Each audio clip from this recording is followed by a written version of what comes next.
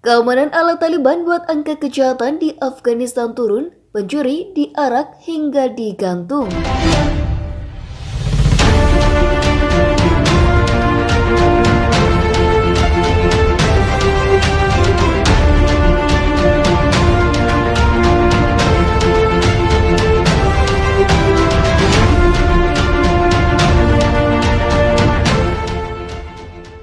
Dikutip dari tribunnews.com, situasi aman telah kembali ke Kabul, Afghanistan sejak Taliban menyerbu pada 15 Agustus 2021.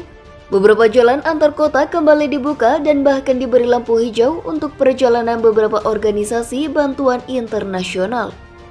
Hal itu berbanding terbalik dengan situasi Afghanistan saat berada di bawah pemerintah yang digulingkan yang didukung Amerika Serikat selama 20 tahun terakhir.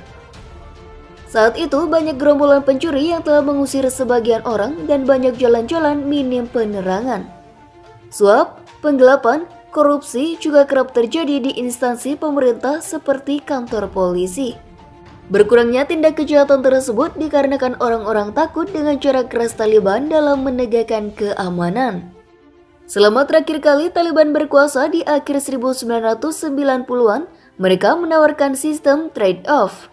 Mereka membawa stabilitas yang sangat dicari orang Afghanistan dan menghilangkan korupsi, tetapi mereka juga memaksakan interpretasi keras mereka terhadap hukum Islam.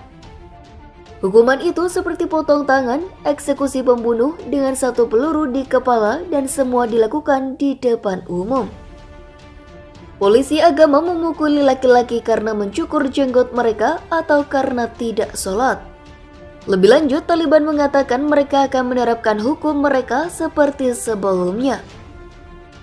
Adapun dalam seminggu terakhir, Taliban menangkap 85 tersangka penjahat, beberapa dituduh melakukan kejahatan kecil, lainnya melakukan pembunuhan, penculikan, dan perampokan.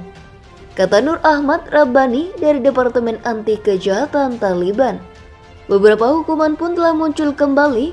Mayat 4 pria digantung di kren di pusat kota Herat setelah dibunuh oleh Taliban karena diduga mencoba melakukan penculikan.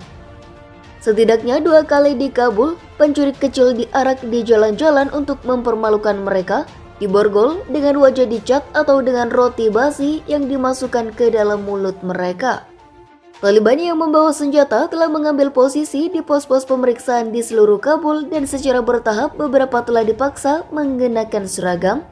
Awal dari pasukan keamanan nasional baru, kata para pejabat. Bagi banyak penduduk Kabul, termasuk para pemuda, merasa takut saat menyaksikan para pejuang Taliban berkeliaran di jalanan dengan bebas, dengan rambut panjang khas mereka, pakaian tradisional dan senapan Kalashnikov yang tergantung. Namun sejauh ini, mereka tampaknya telah membawa kelegaan karena Afghanistan kini bebas korupsi. Sebelum pengambil alih kekuasaan oleh Taliban, orang harus membayar suap hanya untuk melunasi tagihan listrik. Penipuan yang merajalela di militer adalah salah satu alasan mengapa hal itu runtuh begitu cepat di hadapan Taliban. Seperti di masa lalu, Taliban telah beralih ke tetua sekutu untuk menyelesaikan perselisihan. Pekan lalu, sekelompok tetua berkumpul di sebuah masjid Kabul untuk mengadili serangan penusukan yang menyebabkan luka ringan. Para tetua memerintahkan ayah pelaku untuk membayar korban setara dengan hampir $400 cukup untuk menutupi biaya pengobatan. Ini cepat dan jauh lebih mudah daripada di bawah sistem sebelumnya. Kata Muhammad Yosef Jawid, ayah pelaku yang menerima hukumannya.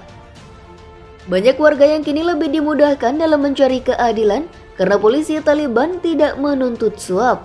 Seperti yang terlihat, sebelum jam 7 pagi dan antrian warga di luar gerbang kantor polisi sudah panjang.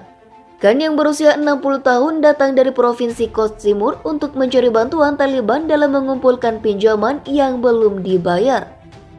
Dia mengatakan dia mendukung hukuman Taliban seperti potong tangan meskipun tidak untuk pencuri kecil. Dia mengatakan mereka telah membawa beberapa keamanan karena mereka memperlakukan penjahat di bawah hukum Islam. Seorang kepala sekolah yang tidak mau menyebutkan namanya karena takut akibatnya datang ke kantor polisi untuk mengadukan orang tua yang terlambat membayar biaya sekolah selama berbulan-bulan. Dia mengatakan dia ingin memberi kesempatan pada pemerintah Taliban.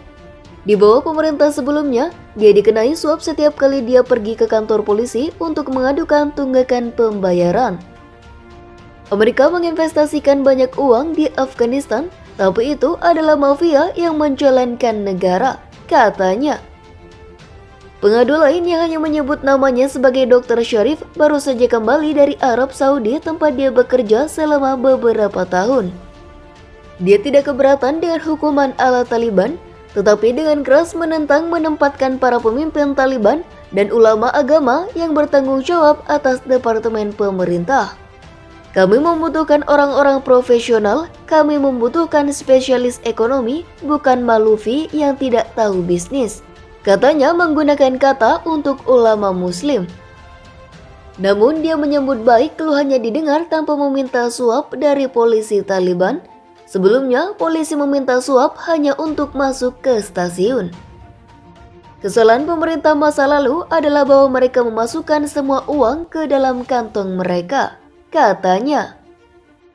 Lebih jauh, meski tingkat kejahatan menurun, tetap saja ada bahaya. Pada hari Minggu, sebuah bom di luar Masjid Edgah, Kabul menewaskan beberapa warga sipil dan menargetkan anggota Taliban yang menghadiri upacara peringatan. Tidak ada yang bertanggung jawab atas pengeboman itu, tetapi kelompok saingan ISIS telah meningkatkan serangan terhadap Taliban di markas ISIS di Afghanistan Timur.